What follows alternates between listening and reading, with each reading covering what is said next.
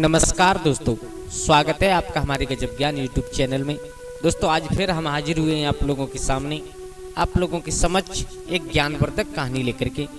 ये कहानी है एक साधु संत और एक मोर की। जिस कहानी में मोर ने बताया कि मनुष्य आज के जीवन में सुखी क्यों नहीं रहता, गरीब क्यों बना रहता है, इसका एक मेन कारण क्या है। दोस्तों इस कहानी में आप लोगों को सुनने के लिए मिलेगा, तो आप लोगों से निवेदन है कृपया वीडियो में अंत तक जरूर बने रहें, क्योंकि अगर आप लोग वीडियो बीच में छोड़ करके चले गए तो कोई बात समझ में नहीं आएगी और आधा अधूरा ज्ञान हमेशा खतरनाक साबित होता है। इस कहानी में आप लोगों को केवल यही सुनने के लिए मिलेगा कि इंसान गरीब क्यों रहता है, कारण क्या है, आजकल इंसान की गरीबी का मतलब क्या है, क्या कारण है जो इंसान इतना गरीब रहता है। तो आ जाओ, कहानी प्रारंभ करने से पहले आप लोगों से निवेदन है कि अगर आप हमारे चैनल पर नए दर्शक मेहमान बंधु बनकर के आए हैं तो प्लीज़ हमारे चैनल को सब्सक्राइब कर लीजिएगा, बेल आइकन ऑन करें और अच्छे अच्छे कमेंट किया करें, जिससे कि हम ऐसी ज्ञानवर्धक वीडियो लेकर के आते रहते हैं, आप लोगों तक उसका नोटिफिकेशन सबसे पहले पहुंच सके और आप लोग उसका फ़ायदा उठा सकें। और आपसे एक निवेदन है, कृपया अपने दोस्तों के साथ में इस वीडियो को जरूर शेयर करें, अपने परिवार वालों के साथ में इस वीडियो को जरूर शेयर करें, जिससे इस वीडियो का उन लोगों को भी लाभ मिल सके। तो आ जाओ, आप लोगों का ज़्यादा समय बर्बाद ना करते हुए, ज़्यादा विलम्ब ना करते हुए गौर करते हैं इस ज्ञानवर्धक चर्चा के बारे में कि एक मोर ने बताया इंसान गरीब क्यों रहता है। दोस्तों एक जंगल था, प्राचीन बात है, प्राचीन काल में एक जंगल में एक संत की कुटिया थी। उस कुटिया पर एक बहुत सज्जनशील स्वभाव के संत रहा करते थे। उनके पास में एक मोर नाम का पक्षी था। वो मोर नाम का पक्षी और संत एक गुरु और शिष्य की भांत रहा करते थे। एक और गुरु और शिष्य जैसा प्यार था दोनों में। वो मोर पूरे दिन पूरी रात उस संत के साथ में रहा करता और संत उस मोर के खाने पीने का इंतजाम किया करते, बढ़िया बढ़िया सुंदर सुंदर प्रवचन सुनाया करते थे। उस मोर से बहुत ज़्यादा लगाव था उन संत का। मेरे भैया समय निकलता चला गया, बड़े आनंद में जीवन व्यतीत हो रहा था, भगवान की भक्ति में समय बिताते हैं वो संत, मोर पास में बैठा रहता है। उन दोनों का अलौकिक प्यार था। लेकिन एक दिन क्या हुआ कि देखो, विधि के विधान को कोई मेट नहीं सकता। उसी जंगल के रास्ते से, जिस रास्ते पर संत की कुटिया बनी हुई थी, 4 चोर जा रहे थे चोरी करने के लिए। तो रास्ते में उन्होंने कुटिया देखी, एक चोर को प्यास लगी। उस चोर ने विचार किया, चलो यहाँ पर एक कुटिया जैसी बनी हुई है, इसमें कोई ना कोई जरूर होगा, और अगर कोई होगा तो यहाँ पर पानी का कुछ न कुछ इंतजाम जरूर होगा। तो चलो चलते हैं और कुछ पानी पी करके अपनी प्यास बुझाएंगे। मेरे भैया चारों चोर द्वारे पर जाकर के आवाज लगाई, कोई है क्या। अंदर से एक वृद्ध संत निकल करके आए। संत ने देखा 4 युवक खड़े हैं द्वारे पर। चारों से कहा, बेटा आइए, अंदर आइए। बिठाया। और देखो संत का तो ऐसा स्वभाव ही हुआ करता है कि भूखे को भोजन देना, प्यासे को पानी देना, यानी किसी की मदद करना, अगर हृदय में दया लाना। जिस संत के हृदय में दया नहीं होती वो संत कहलाने के योग्य नहीं होता। मेरे भैया संत ने कहा है, कहो बेटा कहाँ से आए हो, कहाँ जा रहे हो। बोले बाबा जी हम कहीं से भी आए हो, कहीं पर भी जा रहे हो, इससे आपको कोई मतलब नहीं है। आपको मतलब है तो केवल इस चीज़ से कि हमें प्यास लगी है, आप हमें थोड़ा सा पानी पिला दीजिए। संत ने जो अपनी कुटिया में एक मटकी रखी हुई थी उसमें से जल लेकर के जल पिलाया। अब विचार किया, बोले अब आए गए हैं तो संत से कहा, अगर कुछ खाने की व्यवस्था हो तो आप हमें भोजन और करा दीजिएगा। तो मेरे भैया संत के पास में एक अलौकिक माला थी। वो अलौकिक माला कैसी थी कि उस माला को लेकर के संत अगर जिस चीज की इच्छा प्रकट करते वो चीज उस सामने प्रकट हो जाती। महात्मा ने कहा, बेटा जरूर तुम्हें भोजन कराएंगे अगर तुम्हें भूख लगी है तो संत ने अपनी उस माला को उठाया और माला को उठा करके हाथ में ली और जो कुछ भी उनका था वो मंत्र बोला।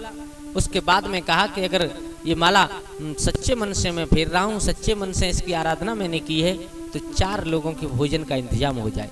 मेरे भैया तुरंत सामने बहुत सुंदर तरीका से 4 थाली लग करके भोजन आ गया। 4 चोरों ने भोजन तो किया लेकिन दिमाग बिल्कुल उल्टा हो गया।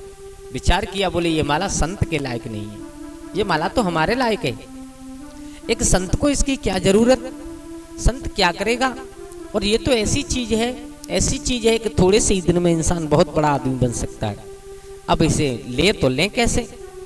मेरे भैया एकदम चोरों ने विचार किया, बोले हम तो चोर हैं, इसे छीन लेते हैं। लेकिन फिर विचार किया संत हैं और संत का कोई भरोसा नहीं, पता नहीं कौन सा श्राप दे देंगे अगर हमने इसे छीनी तो आज चारों चोर भोजन करने के बाद वो वहां से निकले, लेकिन मन में वही विचार कि इस माला को हासिल कैसे किया जाए।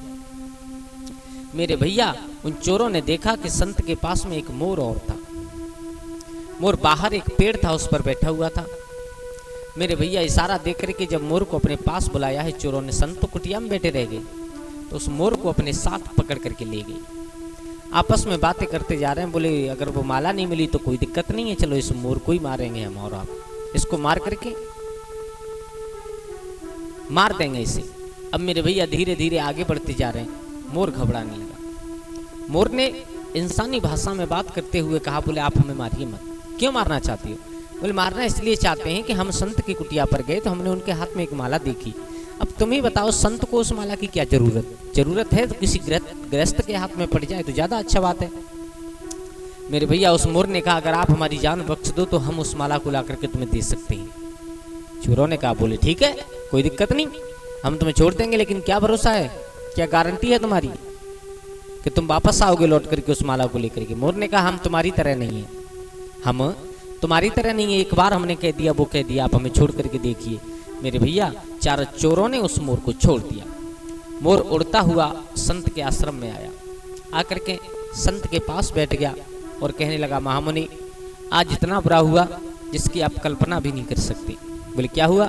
सारा हाल बताया कि जो तुम्हारे आश्रम में 4 लोग आए थे ना, वो कोई साधारण लोग नहीं थे, चोर थे, चोर। उनकी नीयत तुम्हारी इस माला पर खराब हो गई, तो तुमसे तो नहीं छीन सके, लेकिन उन्होंने हमें पकड़ करके और हमें मारने के लिए ले जा रहे थे, तो हम उन्हें वचन दे करके आए हैं कि हम तुम्हें माला ला करके जरूर देंगे। संत ने कहा, बेटा अगर तुम वचन दे करके आए हो तो इसे जरूर ले जाओ, लेकिन जाते जाते एक बात कहना चाहता हूँ, इस माला को हासिल करने के बाद भी चोर कभी सुखी नहीं रहेंगे। मेरे भैया ये बात हकीकत है, इंसान चोरी करने के बाद कभी सुखी नहीं रहता। हाँ, थोड़े दिन के लिए जरूरत पूरी हो सकती है, लेकिन कभी जीवन में शांति नहीं मिल सकती जो इंसान चोरी करते हैं उन्हें। संत ने कहा, कोई दिक्कत नहीं है, ले जाओ। इस माला में ये खासियत है कि अगर कोई अपने निजी स्वार्थ के लिए और इसे यूज करेगा, इसे चलाएगा, इसका उपयोग करेगा, तो ध्यान रखना उसे तो उतना ही मिलेगा जितना मांगेगा, लेकिन उससे ठीक 2 गुना उसके पड़ोसियों को मिल जाएगा। मेरे भैया अब क्या था, एक चोर के हाथ में ले जाकर के उस मोर ने माला दे दी और जाते जाते एक बात कही, बोले तुम ले तो जा रहे हो, लेकिन इतना ध्यान रखना कि तुम इस माला से जो कुछ भी मांगोगे तुम्हें वो हासिल हो जाएगा, तुम्हें मिल जाएगा, लेकिन जितना तुम्हें मिलेगा ठीक उससे 2 गुना और तुम्हारे पड़ोसियों को प्राप्त हो जाएगा। चोरों ने विचार किया, कोई बात नहीं, पड़ोसी पैसे वाले होंगे तो दिक्कत क्या है, उसमें कभी ना कभी तो काम आएंगे। मेरे भैया घर लेकर के पहुंचा चोर, और जैसे घर लेकर के पहुंचा अपनी पत्नी से कहा, इस माला को सही सलामत संभाल कर रख दीजिएगा, ये बहुत काम की चीज है। मेरे भैया रात्रि में आराम किया, सुबह उठे, उठ करके स्नान ध्यान किया। स्नान ध्यान करने के बाद में जैसा कुछ था अपना का निजी कार्य से निवृत्त हुए, उसके बाद में उस माला को लेकर के बैठ गया वो चोर। और उस चोर ने कहा है, अगर संत की कृपा हो तो मुझे थोड़े से धन की जरूरत है। मेरे भैया थोड़ा सा धन उस चोर के हाथ में आ गया, लेकिन उस ठीक 2 गुना पड़ोसियों के पास पहुंच गया, ठीक 2 गुना। अब तो एक दिन उस चोर ने कहा, हमारे घर में एक भैंस नहीं है दूध पीने के लिए, अगर इस माला की कृपा हो जाए तो एक भैंस हमारे घर में आ जाए। मेरे भैया उधर चोर के घर में 1, पड़ोसियों के घर में डबल, यानी पड़ोसी पैसे वाले होने लगे। अब उस चोर ने विचार किया, बोले इसे चलाने से कोई फायदा नहीं है, इसे चलाने से कोई फायदा नहीं है, हमें थोड़ा मिलता है, पड़ोसियों को ज़्यादा मिलता है, मेहनत हमने की और फायदा इसका ये लोग उठा रहे हैं। दोस्तों अब तो एक दिन चोर ने कहा अपनी पत्नी से, बोले इसे संभाल करके रख दीजिए, इसे आप कोई चलाएगा नहीं, कोई छुएगा नहीं। बोले ठीक है। मेरे भैया पत्नी ने उठा करके जहाँ कहीं भी मतलब उपयोग की जगह देख करके रख दी, सुरक्षित जगह देख करके। अब चोर ने विचार किया, बोले इस माला से कुछ नहीं होगा, हमें तो चोरी करनी है, चोरी करने निकल गए। अब रात्रि में पत्नी ने विचार किया, बोले ये माला होते हुए और हमारे पति इतने बेवकूफ हैं कि इतने क्यों दुखी रहते हैं। उसने वो माला निकाली संदूक से, और माला निकाल करके पत्नी इस स्नान ध्यान करके उस माला को लेकर के बैठ गई और कहा है कि अगर संत की कृपा हो तो मेरे रहने योग्य मकान बन करके तैयार हो जाए। मेरे भैया रात्रि रात्रि में उसका मकान बना, उससे ठीक दुगना पड़ोसियों का बन गया। उसने विचार किया, बोले मेरे घर में एक भैंस है, दो दो और आ जाए। मेरे भैया उसके घर में दो और आए, पड़ोसियों के घर में चार चार आए।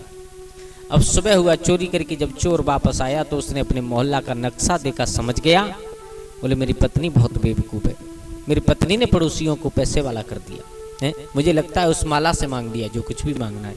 एकदम क्रोधित होकर के आया और क्रोध में आकर के पत्नी से कहा, बोले तुम बिल्कुल बेवकूफ़ हो गया है, कहाँ है वो माला, बोले तुम्हें चलाई क्यों, कारण क्या है, क्या कोई किसी चीज़ की परेशानी तुम्हें थी।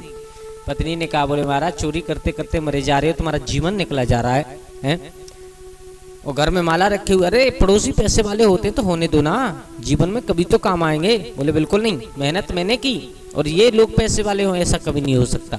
मेरे भैया उस माला को लेकर के चोर बैठ गया और चोर ने कहा है अगर संत की कृपा हो तो मेरे घर में एक कुआं खुद करके तैयार हो जाए। अब तो ठीक दुगना पड़ोसियों को मिलता था, तो मेरे भैया उसके चोर के घर में एक कुआं, पड़ोसियों के घर में दो दो कुआं। फिर उसने कहा अगर संत की कृपा हो तो मेरी एक आंख फूट जाए। मेरे भैया चोर की एक आंख गायब हुई, लेकिन पड़ोसियों की दोनों। चोर को तो एक से दिखाई दे रहा है, अब पड़ोसी घर से निकले, कुआं में गिर पड़े। तो दोस्तों इस कहानी से केवल क्या मकसद है, आजकल की दुनिया में इंसान अपने दुख से दुखी नहीं है, आजकल की दुनिया में इंसान दूसरे के सुख से ज़्यादा दुखी है। हम लोग चाहे कितने दुखी रह ले इस बात की चिंता नहीं है, लेकिन हमारा पड़ोसी सुखी कैसे हो गया इस बात की चिंता हमें सबसे ज़्यादा सताती है। तो दोस्तों कभी भी किसी को देख करके जलना नहीं चाहिए, कभी भी किसी को देख करके उसके ऊपर घृणा नहीं करनी चाहिए, कभी भी किसी को देख करके ये नहीं सोचना चाहिए कि हमसे आगे कैसे निकल गया। हाँ सोचो तो ये मत सोचो कि हम उसे दबा करके आगे निकल जाएं, ये सोचो कि हम अपनी मेहनत करके आगे निकल जाएं। तो दोस्तों केवल यही कारण है कि आजकल इंसान अपने दुख से दुखी नहीं बल्कि दूसरे के सुख से ज़्यादा दुखी है। तो दोस्तों आशा करता हूँ आप लोगों की बात समझ में आई होगी, समझ में आई हो तो प्लीज़ हमारे चैनल को सब्सक्राइब करें। धन्यवाद।